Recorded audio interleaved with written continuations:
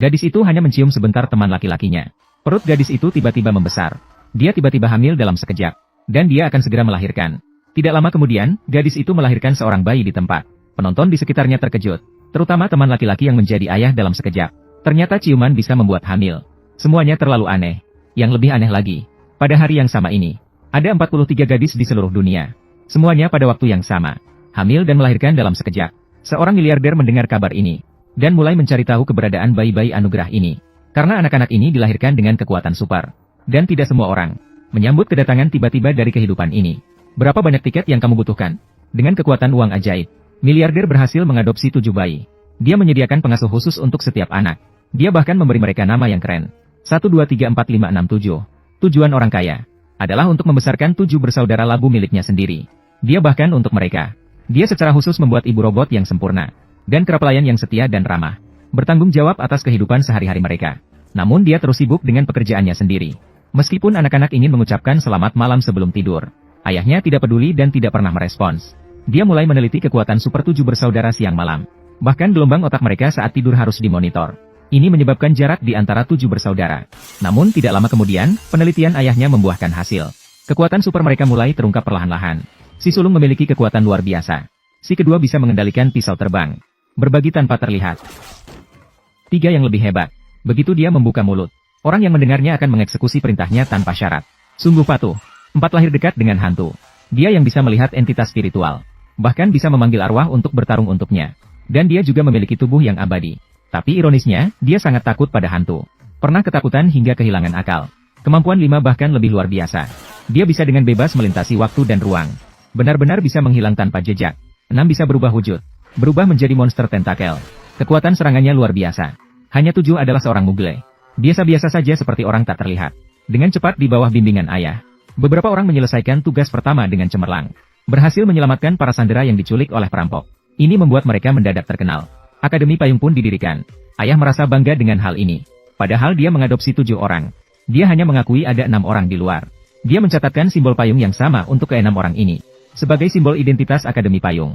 Sementara yang ke-7, sebagai orang biasa. Terpaksa tersisih sendirian di luar. Akhirnya, dia hanya bisa menggambar payung untuk dirinya sendiri dengan spidol. Namun, Akademi Payung segera mengalami pukulan. Saat misi tertentu, yang ke-6 meninggal tidak disengaja. Hal ini menyebabkan penurunan signifikan dalam kekuatan tim secara keseluruhan. Ayahnya tidak hanya tidak peduli dengan beberapa orang yang masih hidup, malah menyalahkan mereka karena tidak saling melindungi. Seiring bertambahnya usia, ke-6 orang dewasa tersebut mulai memberontak. Satu persatu meninggalkan Akademi Payung. Yang tertua bahkan pergi ke bulan. Dia bahkan memilih untuk mengumpulkan sampah di sana dan tidak kembali. Yang kedua berubah menjadi pahlawan. Menghukum kejahatan dengan caranya sendiri. Yang ketiga, dengan penampilan menarik dan kemampuan berbicara yang tajam. Menjadi bintang film dan televisi. Yang keempat selalu diganggu oleh hantu. Namun dia memiliki tubuh yang abadi. Dia memilih hidup mabuk dan bermalas-malasan sepanjang hari. Sedangkan si bungsu, dalam sebuah pertengkaran dengan ayahnya, memaksa melakukan perjalanan waktu. Selama 17 tahun tidak pernah kembali. Sedangkan si ke-6 yang sudah meninggal lama, menjadi hantu yang selalu berada di samping si ke-4. Si ke-7 sebagai manusia biasa, juga meninggalkan perguruan tinggi. Menjadi seorang pemain biola. Menjalani kehidupan seperti orang biasa. Saudara-saudara tersebar di berbagai tempat dan kehilangan kontak selama bertahun-tahun. Hingga pada hari ini ayah angkat mereka meninggal. Semua orang dipanggil kembali oleh pelayan gorila. Hanya si ke-5 yang menghilang selama 17 tahun tidak kunjung muncul. Saat mereka bingung bagaimana mengucapkan selamat tinggal pada ayah, tiba-tiba petir menyambar di luar rumah. Sebuah lubang cacing waktu raksasa muncul. Seorang kakek berjuang keras untuk keluar dari sisi lainnya. Pada saat impuls melintas, tiba-tiba menjadi anak kecil lagi saat kembali ke masa muda. Dan dia adalah si bungsu yang hilang selama 17 tahun. Si bungsu dari Akademi Payung memiliki kemampuan melintasi waktu dan ruang. Namun ayah angkatnya tidak pernah mengizinkannya melintasi waktu. Dia yang pemberontak tidak peduli dengan larangan. Langsung melintasi waktu dan tiba-tiba berada di musim panas. Melompat lagi dan tiba di musim dingin. Dia sangat senang. Akibatnya, dia terlalu keras. Malah langsung sampai ke masa depan. Tetapi masih di jalan yang sama. Namun sekelilingnya penuh dengan reruntuhan. Si bungsu segera berbalik. Namun saat itu, Akademi Payung juga telah menjadi tanah tandus. Lebih buruknya, kemampuannya ditekan. Dia tidak bisa lagi membuka perjalanan waktu. Dia benar-benar terperangkap di titik waktu akhir dunia di masa depan. Barulah saat itu dia menyadari, mengapa ayah angkatnya melarangnya menggunakan perjalanan waktu. Dia mulai mencari manusia di masa depan. Namun tidak ada satupun yang tersisa. Dan melalui tanda payung di tangan-tangan mayat ini, dia bisa yakin, mereka adalah saudara-saudara yang sudah dewasa di masa depan. Yang sudah dewasa. Setelah kiamat, tidak ada yang tersisa. Manusia punah secara total. Tidak diketahui siapa pelakunya atau bagaimana kiamat terjadi. Petunjuk utama adalah bola mata buatan yang dipegang erat oleh bos. Untuk menghindari kegilaan, Lau menemukan boneka dari toko pakaian sebagai pendampingnya. Dan bertahan hidup selama 50 tahun dengan makanan yang tersisa di tanah tandus. Dia seharusnya perlahan-lahan menghilang karena usianya. Namun, pada suatu hari, seorang wanita cantik muncul. Ini pertama kalinya dia bertemu dengan sesama di dunia kiamat. Wanita itu mengaku berasal dari Badan Pengatur Waktu. Dia datang untuk membantu 5 agen khusus Badan Pengatur Waktu mengawasi seluruh garis waktu. Di mata mereka, apa yang terjadi pada waktu tertentu sudah ditentukan. Semuanya sudah ditakdirkan sebelumnya. Mereka bertanggung jawab untuk menghilangkan orang-orang yang mungkin mempengaruhi fakta yang sudah ditetapkan. Jika 5 bekerja untuk mereka selama 5 tahun. Dengan begitu, dia bisa pensiun kembali ke garis waktu aslinya. Ini adalah godaan yang mematikan bagi si tua yang telah hidup sendirian selama 50 tahun. Tanpa ragu, itu adalah godaan yang mematikan. Dia menyetujui permintaan wanita itu. Selama beberapa tahun berikutnya, dia terus pergi ke berbagai garis waktu. Membersihkan variabel-variabel tersebut. Dan dia juga dalam pengiriman waktu berulang kali.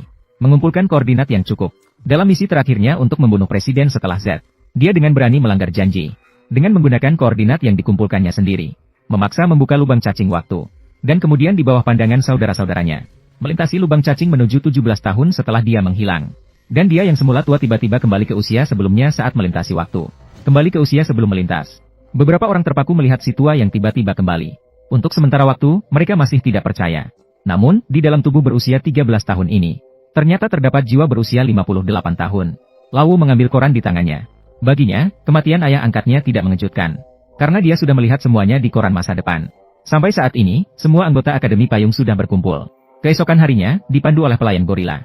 Beberapa orang melakukan upacara perpisahan singkat. Saat malam tiba, si bungsu masih ke toko kue seperti biasa. Tempat yang disukai oleh saudara-saudara saat berusia 13 tahun. Yang berbeda adalah sekarang dia memesan kopi. Kakak di sebelahnya adalah sopir pengangkut barang. Si bungsu bertanya kepadanya tentang suatu tempat. Kakaknya yang baik hati bahkan membayarkannya. Namun begitu dia pergi, agen khusus dari Biro Manajemen Waktu datang mencarinya. Terlihat sekelompok pria berotot, sedang memegang semprotan dan mengelilingi seorang anak. Namun si bungsu sama sekali tidak panik. Dia perlahan-lahan mengambil pisau makan di atas meja.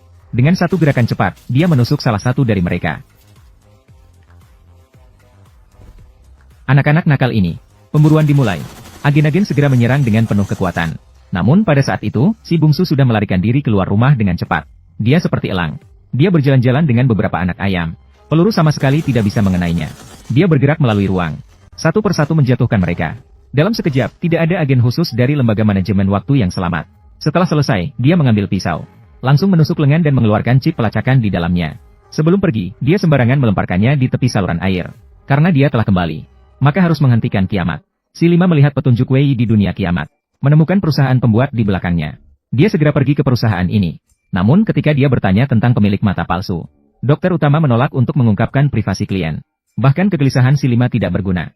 Siapa peduli dengan perkataan seorang anak kecil? Dan sisi lainnya, sebuah pasangan sedang check-in. Lembaga Manajemen Waktu mengirimkan agen khusus senior baru lagi untuk menangani si Lima yang melarikan diri. Sementara si Lima saat ini sedang membawa si Empat kembali ke perusahaan itu lagi. Si Empat ini terus melakukan tindakan nakal. Pertama-tama, dia memukul gigi Lawu hingga hancur. Kemudian, dia memecahkan kepalanya sendiri. Jika dokter tidak memberikan informasi tentang mata palsu, dia akan melakukan penipuan kecelakaan. Dokter tidak punya pilihan selain mencari informasi untuk mereka. Namun hasilnya, mata palsu dengan nomor ini belum diproduksi. Jejaknya hilang. Tetapi juga menunjukkan bahwa dalam 7 hari seseorang akan kehilangan satu mata. Dan orang yang memakai mata palsu adalah biang kerok kehancuran dunia. Tetapi Lausi tidak peduli. Dia masih terus berbicara tanpa henti. Lau malas mendengarkan dan langsung menghilang dengan teleportasi. Sementara itu, Pangge dan Heijie menemukan sopir truk itu. Agen khusus dari Biro Manajemen Waktu dibantai oleh Lau malam itu. Dia pernah muncul di kafe. Mereka menggunakan listrik tinggi untuk memaksa pengakuan darinya. Namun sang sopir yang malang. Dia tidak pernah melihat Lau yang berusia 58 tahun seperti di foto.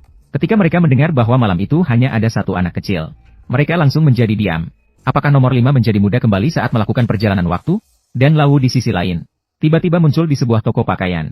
Dia melihat patung manekin plastik di toko pakaian itu. Matanya penuh kasih. Patung ini telah menemaninya selama 50 tahun di masa depan. Namun sebelum dia sempat melihat lebih lama, 2 bayangan juga muncul di sini. Mereka mengenakan topeng patung, mengambil AK-47 dan langsung menembak. Patung itu langsung hancur dan tersisa setengahnya. Inilah patung dari masa depan. Mengapa hanya tersisa setengahnya? Nomor 5 terus melakukan loncatan ruang. Hampir beberapa kali terkena peluru. Dia mencoba untuk langsung teleportasi bersama patung itu. Namun keduanya sudah mengatur perisai di sekeliling. Dia tidak bisa melompat keluar. Dia terus melompat dan menghindar di ruang terbatas. Kebisingan di sini akhirnya menarik perhatian polisi. Si Gemuk dan si Hitam melihat situasi tidak menguntungkan. Mereka hanya bisa mundur sementara. Fat Brother dan Black Sister datang ke toko kue tempat kejadian untuk menyelidiki. Tidak disangka, kakak perempuan di seberang benar-benar memiliki sesuatu. Dia menggambar logo sekolah payung di tangan Lawu. Dengan logo ini, mereka menemukan sekolah payung. Melihat potret besar Lawu di ruang tamu, mereka tahu mereka tidak salah. Namun Lawu tidak bertemu, malah bertabrakan dengan Lau 2. Kedua belah pihak segera terlibat perkelahian. Bos atas dan Lausan di lantai atas juga segera tertarik oleh suara tembakan. Lau 2 sebenarnya ingin menyerang dan mencopot semprotan Fat Brother. Namun, tidak disangka Fat Brother sangat lihai. Mereka berdua bekerja sama. Hujan peluru langsung membuat Lau 2 melarikan diri. Meskipun ketiganya bertarung dengan sengit. Namun ibu robot seolah-olah tidak peduli. Sibuk sendiri merajut. Beruntung bos atas dan Lausan datang tepat waktu. Kakak laki-laki gemuk dan saudara perempuan kulit hitam tertangkap basah. Bos atas bahkan mendorong Fat Brother keluar. Siapa sebenarnya orang-orang ini? Siapa sebenarnya orang-orang ini? Kedua belah pihak secara bersamaan muncul dengan pemikiran ini. Si Hitam yang bingung segera mengambil semprotan dan mulai menyerang. Beberapa orang melarikan diri ke arah yang berbeda. Si Hitam mengejar orang ketiga yang pergi. Sementara itu, si Gemuk mengeluarkan bola besi dari lemari. Sementara itu, mendengar keributan, orang ketujuh turun untuk melihat. Si Gemuk langsung menyerang dengan palu. Beruntung berhasil dihindari oleh orang ketujuh. Namun dia juga terjatuh. Orang ketujuh hampir kalah. Orang pertama muncul kembali. Si Gemuk segera menyerangnya. Meskipun ruangan dipenuhi dengan kehebohan. Namun si bungsu keempat malah mengenakan earphone. Dia terus asyik dengan dirinya sendiri. Sementara di sisi lain, si bungsu ketiga. Karena bersumpah tidak akan menggunakan kekuatan kata. Maka mulai bertarung langsung dengan si Hitam. Namun sebagai anggota Akademi Payung, dia bukan lawan yang sepadan. Beruntung orang kedua datang untuk membantu. Mereka berdua bekerja sama untuk mengusir si Hitam. Sebelum pergi, mereka bahkan menusukkan sebilah pisau di pantatnya. Sementara itu, bos di sisi lain berhasil menjatuhkan si Gemuk ke tanah. Ternyata si keenam sengaja menunjukkan kelemahan. Dengan serangan langsung, dia berhasil menjatuhkan bos. Si nomor 3 dan 2 datang membantunya berdiri. Kemudian, si kakak perempuan juga berlari ke arah mereka. Kedua belah pihak saling menatap. Si kakak perempuan langsung memotong tali lampu gantung. Lampu gantung besar pun jatuh. Bos mendorong kedua orang itu menjauh. Namun, dia malah tertimpa lampu gantung. Si kakak perempuan pun memanfaatkan kesempatan untuk melarikan diri dari tangga. Bos yang terluka berusaha bangkit. Namun, pakaiannya terkoyak. Namun, yang tersembunyi di bawah pakaiannya ternyata adalah tubuh yang ditumbuhi bulu hitam panjang. Si nomor 3 dan 2 tercengang melihat apa yang ada di depan mereka. Mereka seolah-olah baru pertama kali mengenal kakak mereka sendiri. Bos juga bingung harus bagaimana menghadapinya. Dia langsung bangkit dan lari menjauh. Ternyata selama bertahun-tahun berpisah, mereka telah mengalami banyak cerita. Melihat si Gemuk dan temannya mundur, Sang 7 muncul dan mulai peduli pada luka-luka mereka. Namun, Sang 2 malah melepaskan kemarahannya pada dirinya. Dia dengan jujur mengatakan bahwa Sang 7 adalah seorang non-magis. Hanya akan menjadi beban bagi mereka di sini. Sang 7 sadar bahwa dia tidak diperlukan. Akhirnya, dia hanya bisa pergi dengan diam-diam. Mereka mengira kali ini kakak hitam dan kakak gemuk akan pulang dengan tangan hampa lagi. Namun, mereka malah berhasil menangkap Sang 4 sebelum pergi.